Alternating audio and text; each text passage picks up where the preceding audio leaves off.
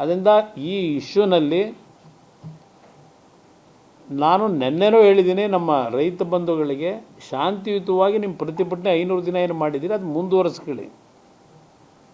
ನ್ಯಾಯಾಲಯದ ಮುಂದೆ ಈ ಒಂದು ಯೋಜನೆ ಏನಿದೆ ಕಾನೂನು ಬಾಹಿರವಾದಂಥ ರೀತಿಯಲ್ಲಿ ಇವತ್ತು ಹೆದರಿಸಿ ದಬ್ಬಾಳಿಕೆ ಮಾಡಿ ತಗೊಳ್ಳೋಕ್ಕೇನು ಹೊರಟಿದ್ದಾರೆ. ಇವತ್ತು ನ್ಯಾಯಾಲಯದಲ್ಲಿ ಹೋರಾಟ ಮಾಡ್ತಕ್ಕಂಥದ್ದಕ್ಕೆ ಅವ್ರ ಪರವಾಗಿ ಅಂತಿಮವಾಗಿ ನಾವು ಏನು ಹೋಗಬೇಕಾಗಿದೆ. ಈಗಾಗಲೇ ಹಲವಾರು ಜನ ನ್ಯಾಯಾಲಯದ ಮುಂದೆ ಅರ್ಜಿ ಆಗಲಿಕ್ಕೆ ತಯಾರೇನು ಮಾಡ್ಕೊಂಡಿದ್ದಾರೆ, ಕಾದು ನೋಡುತ್ತೆ. ಆದರೆ ನಾನು ಜನತೆ ರೈತರಿಗೆ ಹೇಳ್ತಕ್ಕಂಥದ್ದು, ಯಾವುದೇ ರೀತಿಯ ಅಹಿತಕರ ಘಟನೆಗಳಿಗೆ ಅವಕಾಶ ಕೊಡದೆ ಶಾಂತಿಯುತವಾಗಿ ಪ್ರತಿಭಟನೆ ಮಾಡಿ ನಿಮ್ಮ ಜೊತೆಯಲ್ಲಿದ್ದೇವೆ. ನಾನು ಬಹುಶಃ ನಾಳೆ ಕ್ಯಾಬಿನೆಟ್ ಮೀಟಿಂಗ್ ಇದೆ, ಮುಗಿದ ನಂತರ ದೆಹಲಿಗೆ ಹೋದರೆ ಸ್ಥಳಕ್ಕೆ ನಾನು ಪರಿಶೀಲನೆ ಮಾಡಲಿಕ್ಕೆ ಹೋಗ್ತೇವೆ. ಬೆಂಗಳೂರಿಗೆ ಹೋದ್ಮೇಲೆ ನಾಳೆ ಕ್ಯಾಬಿನೆಟ್ ಮೀಟಿಂಗ್ ಇದೆ.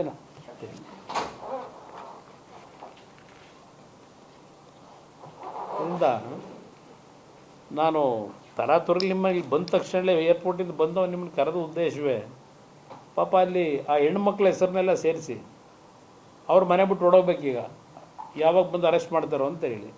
ಆ ಪರಿಸ್ಥಿತಿನಲ್ಲಿ ಈ ಸರ್ಕಾರ ಮಾಡೋಕ್ಕೇನು ಹೊರಟರು. ಅದಕ್ಕೆ ಒಂದು ಎಚ್ಚರಿಕೆ ನಿಮ್ಮ ಮುಖಾಂತರ ಕೊಡ್ತಾ ಇದ್ದೇನೆ. ಏಕೆಂದರೆ ಕೊಲೆಗಡಕ ಸರ್ಕಾರ ಅಂತಕ್ಕಂಥದ್ದು ಆಗಲೇ ಒಂದು ಸಲ ಬಿರುದು ತಗೊಂಬಿಟ್ಟಿದ್ದೀರಿ. ಈಗ ಸರ್ಕಾರದ ಮುಖ್ಯಸ್ಥರೇ ನೀವಾಗಿ ರೈತರನ್ನ ಕೊಲೆಗಡಕರು ಮಾಡಬೇಡಿ. ಆ ಕೇಸಲ್ಲಿ ರೈತರು ಅವರ ಒಂದು ಆತಂಕದಲ್ಲಿ ಏನೋ ಹೆಣ್ಣುಮಕ್ಕಳು ಮಾಡಿರ್ಬೋದು, ನೆನೆ ದಿನ ಪರಕೆ ತೋರಿಸಿರ್ಬೋದು, ಅವ್ರಿಗಿರೋ ಆತಂಕದಲ್ಲಿ ಅವ್ರನ್ನ ಅದಕ್ಕೋಸ್ಕರ ಕೊಲೆಗಡಕರು ಮಾಡ್ತೀರಾ? ಕೊಲೆಗಡಕರು ಹಿಂದೆ ಯಾವ ಥರ ಸರ್ಕಾರನ ಮಾಡಬೇಕಾದ್ರೆ ಕೊಲೆಗಡಕತನ ಆಗಿದೆ ನಮ್ಮ ಮುಂದೆ ಇದೆ ಹಲವಾರು ನಿದರ್ಶನ ಈ ಸರ್ಕಾರಗಳಲ್ಲಿ.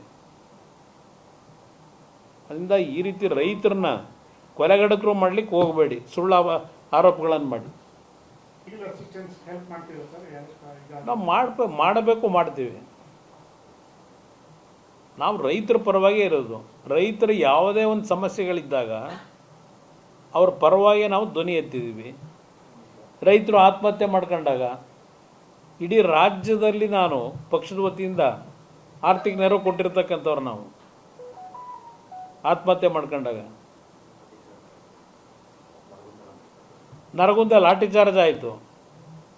ನರಗುಂದದಲ್ಲಿ ಆ ಊರ ಹೆಸರು ಯಾರೋ ಇಲ್ಲೇ ಫರಗಾಟನ್ನು ಹಾಕ್ತೀವಿ. ನಾನು ಸಿನಿಮಾದ ಶೂಟಿಂಗ್ನಲ್ಲಿದ್ದೆ, ನನ್ನ ಮಗನ ಶೂಟಿಂಗ್ನಲ್ಲಿ ಮೈಸೂರಿನಲ್ಲಿ. ಯಾವಾಗ ಊರನ್ನ ಖಾಲಿ ಮಾಡಿಸಿದ್ರು ಹುಬ್ಬಳ್ಳಿ ಧಾರವಾಡದಲ್ಲಿ, ನಾನು ಅಲ್ಲಿಂದ ಇಮ್ಮಿಡಿಯೇಟ್ಲಿ ವಿತಿನ್ 2 hours ಸ್ಪಾಟ್ಗೆ ಹೋದೆ. ಆ ಥರ ನಾವು ಹೋರಾಟ ಮಾಡಿರೋದು. ಇದ್ಯಾವುದೋ ಇದೊಂದು ಇಶ್ಯೂಗೆ ನಾವು ಎಂಟ್ರಾಗಿದ್ದೀವಿ ಅನ್ಕೊಳ್ಳೋದು ಬೇಕಾಗಿ. ನಾವು ರೈತರ ನ್ಯಾಯಯುತವಾದ ಹೋರಾಟ ಏನಿದೆ ಆ ಹೋರಾಟಕ್ಕೆ ಬೆಂಬಲ ಕೊಡ್ತಕ್ಕಂಥದ್ದು, ಇನ್ನೊಬ್ಬರಿಂದ ಸರ್ಟಿಫಿಕೇಟ್ ತಗೋಬೇಕಾಗಿಲ್ಲ ನಾವು.